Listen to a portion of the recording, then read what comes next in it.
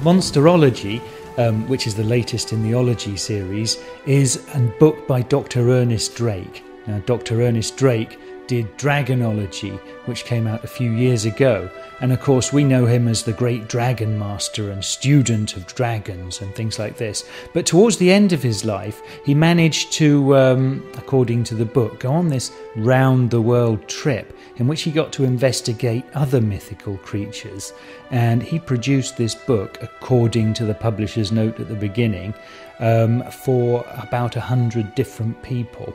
And in it he put the results of his researches into mythical creatures from all around the world.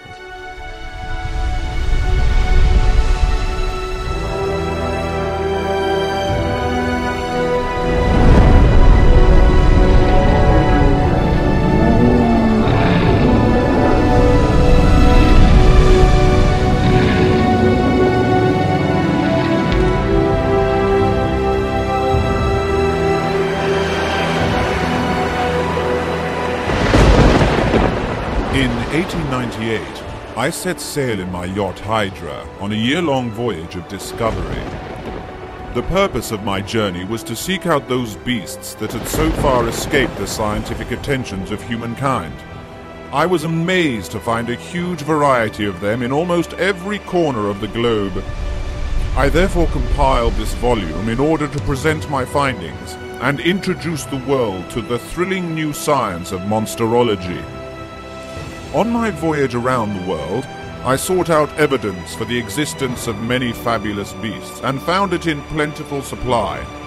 But I could not verify that every creature currently disowned by science is, or once was, real. The book is divided into different sections.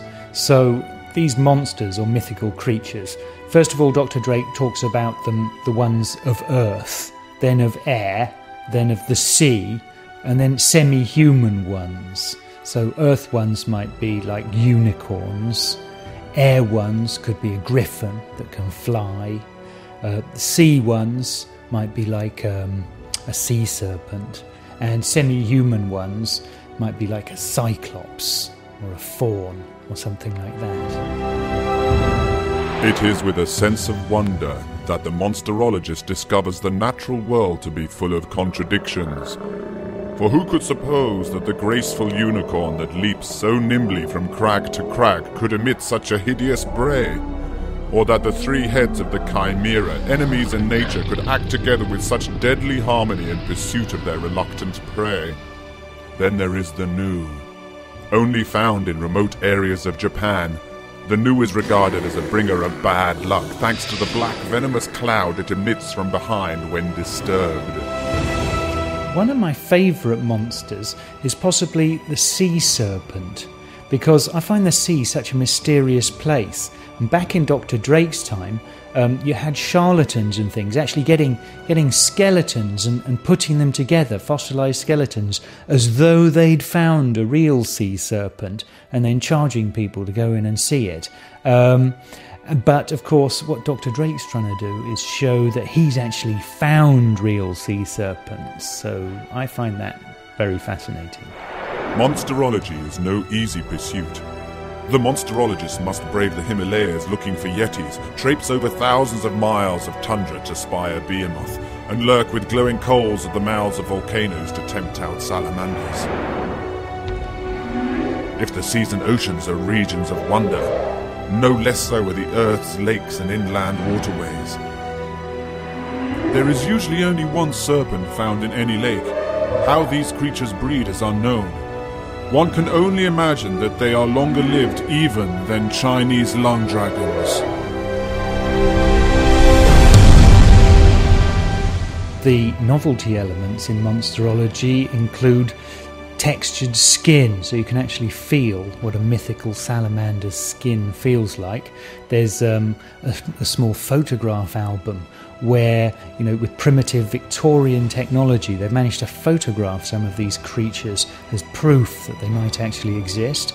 There's a fascinating cabinet of curiosities at the back of the book.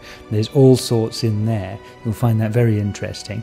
And of course there are booklets. There's even some ashes that have supposedly come from the nest of a phoenix. It's really quite fascinating.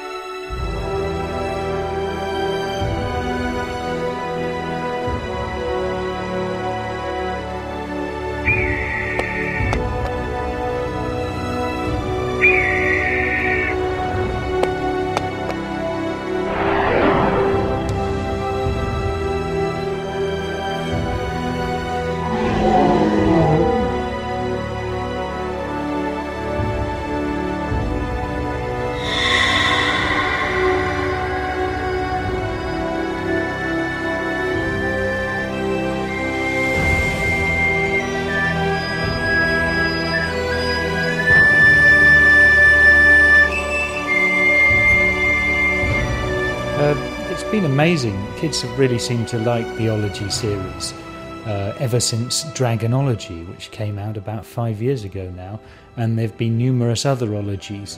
If we decide to sort of work out what to put the success down to, I think they're fabulous books because of the interactive elements and some of the fantastic artwork. I mean, artists of the calibre of Helen Ward, Wayne Anderson, Tomislav Tomic, Ian Andrew, the artists that we've got in these books and the novelties that we put in them, these is what create the success.